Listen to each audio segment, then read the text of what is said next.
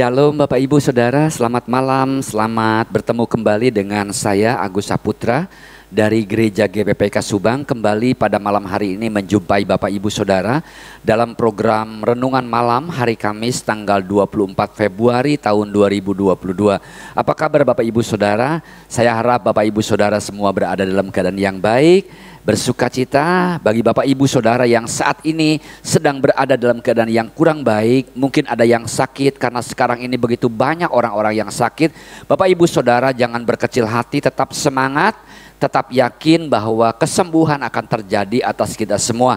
Bapak Ibu Saudara, mari kita akan datang dahulu kepada Tuhan dalam doa sebelum kita merenungkan kebenaran firman Tuhan pada malam hari ini. Kita mohon pimpinan Tuhan atas acara kita pada malam hari ini.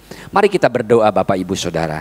Bapa kami dalam sorga, kami mengucap syukur untuk malam ini kembali kami dapat merenungkan kebenaran firman-Mu di dalam acara kami hari Kamis ini Tuhan. Tuhan tolong, Tuhan urapi hamba-Mu, pimpin acara ini dari awal sampai akhir, supaya setiap orang yang mendengar, setiap orang yang mengikuti semua diberkati Tuhan. Terima kasih Tuhan Yesus, terima kasih Roh Kudus. Di dalam nama Tuhan Yesus kami berdoa dan mengucapkan syukur. Haleluya, terima kasih.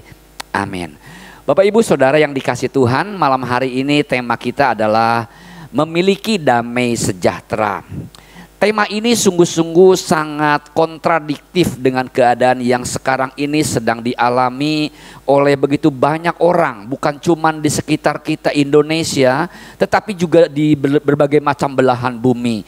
Bapak Ibu Saudara, bagaimana bisa memiliki damai di tengah-tengah rasa kekhawatiran akan terpaparnya virus Omikron yang semakin dahsyat, semakin banyak. Kalau kita perhatikan tiap malam di televisi, di berita-berita, info-info, bagaimana update penambahan kasus per kasus itu semakin banyak Bapak Ibu Saudara. Dan juga kita melihat, saya sendiri sebagai hamba Tuhan, melihat, mendengar begitu banyak sekali juga jemaat-jemaat yang sakit. Bagaimana kita bisa memiliki damai Bapak Ibu Saudara di tengah-tengah kesulitan-kesulitan yang sedang kita hadapi. Di berbagai macam belahan dunia justru saat ini sedang terancam juga dengan peperangan-peperangan antar negara-negara. Nah Bapak Ibu Saudara, tetapi firman Tuhan tetaplah firman Tuhan. Firman Tuhan tidak terpengaruh dengan keadaan, situasi, kondisi yang terjadi atas dunia ini. Karena dunia ini fana, tapi firman Tuhan kekal untuk selama-lamanya. Amin Bapak Ibu Saudara. Saya ingin membaca untuk Bapak Ibu Saudara yang saya ambil dalam Injil Yohanes pasalnya yang ke-14 ayatnya yang ke-27. Begini bunyi firman Tuhan Bapak Ibu Saudara. Buka hati kita untuk kita dengar firman Tuhan. Damai sejahtera ku tinggalkan bagimu, damai sejahteraku ku berikan kepadamu, dan apa yang ku berikan tidak seperti yang diberikan oleh dunia kepadamu. Janganlah gelisah dan gentar hatimu. Bapak Ibu Saudara, ayat ini disampaikan oleh Tuhan Yesus sendiri kepada para murid-muridnya ketika Tuhan Yesus sudah tiba waktunya untuk meninggalkan murid-muridnya. Tentu saja sebagai manusia biasa, murid-muridnya merasa gentar, merasa takut, bahkan merasa tidak tahu apa yang akan mereka lakukan. Karena suasananya menggambarkan akan perpisahan dengan orang yang sangat diandalkan, yaitu sosok yang sangat dipercaya, yaitu Tuhan Yesus. Tetapi Tuhan Yesus mengatakan kepada murid-muridnya dan juga kepada kita sekalian, bahwa janganlah gelisah, janganlah gentar hatimu, damai sejahteraku kutinggalkan bagimu. Jadi artinya Bapak Ibu Saudara, damai sejahtera yang dari Tuhan itu ditinggalkan menjadi milik kita. Jadi artinya Bapak Ibu Saudara, apapun juga yang terjadi di dalam dunia ini, damai sejahtera Tuhan Yesus Kristus itu bukan akan ditinggalkan, tetapi sudah ditinggalkan menjadi milik kita. Nah, tetapi kenapa kenyataannya banyak di antara kita yang tidak memiliki damai sejahtera? Seperti yang saya sebutkan di awal, dengan kondisi-kondisi yang tidak menentukan ini. Sebelum kita lebih jauh dengar firman, Bapak Ibu Saudara, mari Bapak Ibu Saudara akan diberkati oleh pujian yang akan kita dengar. Dan mari kita sama-sama akan menaikkan pujian ini. Tuhan Yesus memberkati Bapak Ibu Saudara. Adalah gembalaku, takkan kekurangan aku.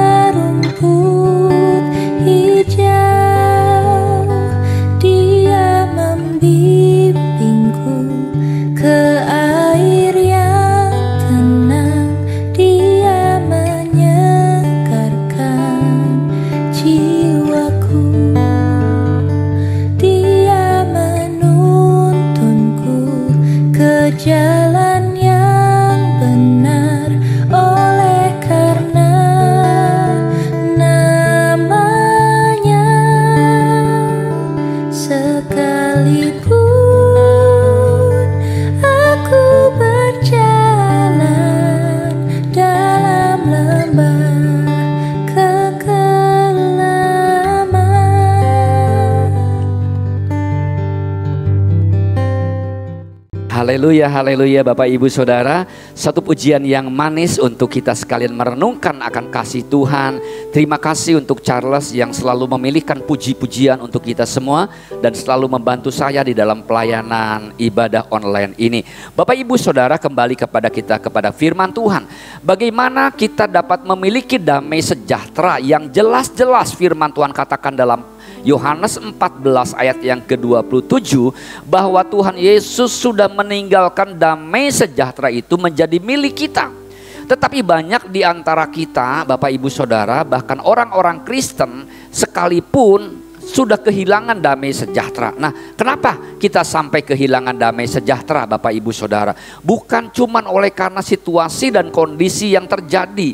Seharusnya apabila Bapak Ibu Saudara dan saya sungguh-sungguh sudah menerima damai sejahtera, maka damai sejahtera yang kita terima dari Tuhan itu tidaklah terpengaruh dengan situasi dan kondisi yang sedang kita hadapi saat ini. Bapak Ibu Saudara, saya ingin membacakan kepada Bapak Ibu Saudara apa yang dikatakan Rasul Paulus ketika Rasul Paulus memberikan nasihat kepada jemaat di Filipi tentang damai sejahtera. Dengar firman Tuhan, saya ambil dari Filipi 4 ayat yang ke-9 Bapak Ibu Saudara. Demikian bunyi firman Tuhan. Dan apa yang telah kamu pelajari dan apa yang telah kamu terima dan apa yang telah kamu dengar dan apa yang telah kamu lihat padaku, lakukanlah itu, maka Allah sumber damai sejahtera akan menyertai kamu. Allah sumber damai sejahtera akan menyertai kamu. Itu akhir daripada ayat firman Tuhan di dalam Filipi 4 ayat yang ke-9 ini. Akibatnya bahwa Allah sumber damai sejahtera akan menyertai kamu. Tetapi di awal itu dikatakan apa? Dengar nasihat daripada Rasul Paulus. Rasul Paulus mengatakan apa yang telah kamu dengar, apa yang telah kamu lihat, apa yang telah kamu pelajari, ya, lakukanlah itu. Jadi Bapak Ibu Saudara, kita akan mendapatkan damai sejahtera dari Tuhan yang Tuhan sudah berikan di dalam Injil Yohanes 14 ayat yang ke-27 itu, dengan catatan ada 3 hal yang ingin saya bagikan kepada Bapak Ibu Saudara.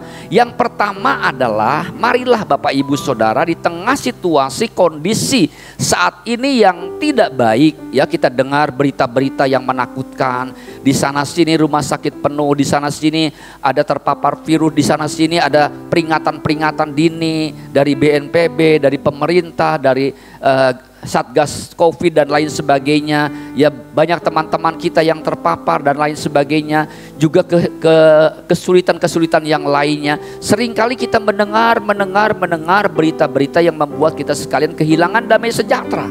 Tetapi apakah Bapak Ibu Saudara sudah imbangi pendengaran kita dengan pendengaran firman Tuhan? Seringkali kita abaikan firman Tuhan. Kita lebih sering mendengarkan berita-berita yang membuat kita menjadi takut, yang membuat kita menjadi khawatir, bahkan yang membuat kita kehilangan iman, kehilangan damai sejahtera. Mari kita kembali untuk lebih mendengar firman Tuhan. Bukan berarti bahwa Bapak Ibu Saudara dan saya tidak boleh mendengar berita-berita yang lain. Silakan untuk mendengar informasi-informasi dari dunia ini, seputar dunia ini Bapak Ibu Saudara. Tetapi yang lebih penting sebelum dengar semuanya itu, marilah kita mendengar firman Tuhan. Apakah Bapak Ibu Saudara dan saya setiap hari mendengar firman Tuhan? Kalau Bapak Ibu Saudara dan saya tidak setiap hari mendengar firman Tuhan, jangan salahkan kalau saat ini kita sudah kehilangan damai sejahtera yang sudah ditinggalkan Tuhan kepada kita. Injil Yohanes 14 ayat yang ke-27 mengatakan, damai sejahteraku kutinggalkan bagimu. Dan damai sejahtera yang Tuhan berikan kepada kita tidak sama dengan damai sejahtera yang dunia ini berikan kepada kita. Nah, yang pertama, kenapa kita enggak mendapatkan damai sejahtera? Karena telinga kita, hati kita tidak kita buka untuk lebih banyak mendengar firman Tuhan. Oleh karena itu, mari Bapak Ibu Saudara, sebelum kita dengar berita-berita yang lainnya, sebelum kita mendengar informasi-informasi yang lainnya, sediakanlah telinga kita, sediakanlah hati kita setiap hari untuk terlebih dahulu dengar firman. Seperti apa yang dinasihatkan oleh Rasul Paulus kepada jemaat di Filipi, maka damai sejahtera Allah akan menyertai kita. Amin Bapak Ibu. Jadi yang pertama dengar firman. Yang kedua kata Rasul Paulus disampaikan kepada jemaat Filipi adalah pelajari firman. Kita tidak cukup untuk mendengar, kita tidak cukup untuk membaca firman, tetapi kita juga harus pelajari firman. Ada bedanya antara membaca, mendengar, dan mempelajari.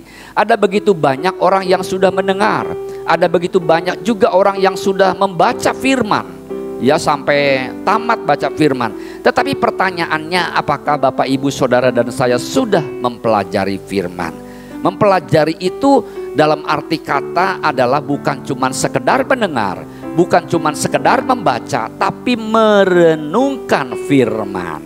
Ya artinya Bapak Ibu Saudara, firman Tuhan yang telah kita dengar, firman Tuhan yang telah kita baca itu kita renungkan.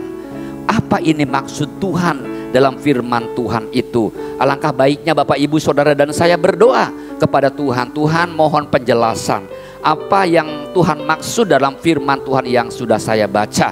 Apa maksud Tuhan dalam firman Tuhan yang sudah saya dengar? Supaya Bapak Ibu Saudara boleh menerima rema Tuhan, boleh menerima suara Tuhan untuk Bapak Ibu Saudara. Itulah yang mendatangkan damai dalam kehidupan kita. Tidak peduli situasi dan kondisi saat ini terhadap Bapak Ibu Saudara. Mungkin ketika saya menyampaikan firman ini pada malam hari ini, ada banyak orang-orang yang sambil mendengarkan, sambil terbaring di kasur di ranjangnya rumah sakit karena tubuhnya diganggu oleh roh penyakit terkutuk, tetapi tidaklah sampai mengurangi, tidaklah sampai membuat damai sejahtera itu hilang. Apabila apa? Apabila Bapak Ibu Saudara tetap dengar firman, apabila Bapak Ibu Saudara tetap merenungkan firman Tuhan, dalam arti mempelajari firman Tuhan. Dan yang ketiga yang Rasul Paulus katakan di dalam Filipi 4 ayat yang ke-9 adalah apa? Lakukanlah firman Tuhan itu dalam kehidupan sehari-hari. Ada banyak orang-orang pandai, cendekiawan, ahli-ahli teologi yang sudah dengar firman, sudah membaca firman, bahkan sudah merenungkan firman. Tetapi pertanyaannya, apakah sudah melakukan firman dalam kehidupan kita? Jadi Rasul Paulus menasehatkan jemaat di Filipi, bagi kenapa mereka kehilangan damai, bukan berarti janji Tuhan tidak ditepati, tetapi ada sesuatu yang salah dalam kehidupan kita, karena kita seringkali lupa untuk dengar firman, lupa untuk baca firman. Yang kedua, kita seringkali lupa untuk merenungkan firman Tuhan, untuk membaca firman Tuhan. Dan yang ketiga yang paling penting adalah kita seringkali sangat lupa untuk melakukan firman itu dalam kehidupan kita sehari-hari. Tidak cukup kita pinter, tidak cukup kita jago, tidak cukup kita hebat di mimbar, tetapi marilah kita juga hebat di luar sana, di dunia nyata, dalam kelakuan kita, dalam praktek perbuatan kita sesuai dengan firman Tuhan. Itulah artinya kita melakukan firman dalam kehidupan kita. Jadi firman Tuhan itu dilakukan bukan cuma terbatas di gedung gereja, bukan terbatas di tempat-tempat ibadah, di jam-jam ibadah, tetapi praktek firman Tuhan itu harus lebih sering dilakukan di luar sana dalam kehidupan yang nyata. Di kantor, di tempat kerjaan, di rumah, di sekolah, di jalan, di pasar, di dunia nyata. Mari kita lakukan firman. Kata firman Tuhan, jadilah kamu terang dan garam supaya nama Tuhan dipermuliakan. Bapak Ibu Saudara yang dikasihi Tuhan Yesus, kiranya damai sejahtera Tuhan boleh menjadi milik kita, karena memang damai sejahtera Tuhan sudah ditinggalkan Tuhan Yesus menjadi milik kita. Asalkan kita, kata Rasul Paulus, renungkan firman, dengar firman, baca firman, renungkan firman, pelajari firman, dan yang ketiga, lakukan firman. Tuhan Yesus memberkati Bapak Ibu Saudara. Mari kita akan akhiri renungan pada malam hari ini, dan kiranya Bapak Ibu Saudara mendapatkan damai Tuhan pada malam hari ini. Mari kita akan tutup di dalam doa. Bapa di sorga, kami percaya janji-Mu ya dan amin. Engkau sudah meninggalkan damai sejahtera untuk menjadi milik kami Tuhan. Dan kami akan ambil damai sejahtera itu menjadi milik kami. Tidak peduli keadaan kami sekarang ini sedang susah, sedang ada dalam beban berat, sedang ada dalam penderitaan, sedang ada dalam kesulitan dan sakit penyakit. tapi kami boleh merasakan damai sejahtera Tuhan ada melingkupi hati kami. Ajar kami Roh Kudus supaya kami boleh selalu mendengar firman, supaya kami boleh membaca firman, supaya kami boleh merenungkan firman, mempelajari firman, dan melakukan firman Kak Tuhan dalam dunia nyata dalam kehidupan kami, supaya nama Tuhan dipermuliakan. Sembuhkan yang sakit Tuhan Yesus, berikan damai sejahtera untuk mereka yang saat ini membutuhkan. Lepaskan beban dalam kehidupan mereka semua. Dalam nama Yesus kami berdoa. Bapak Ibu Saudara, mari kita arahkan hati dan pikiran kita kepada Tuhan. Angkat tanganmu dan terimalah berkat rasuli untuk kita semua pada malam hari ini. Allah Bapa di sorga memberkati engkau dan melindungi engkau pada malam hari ini.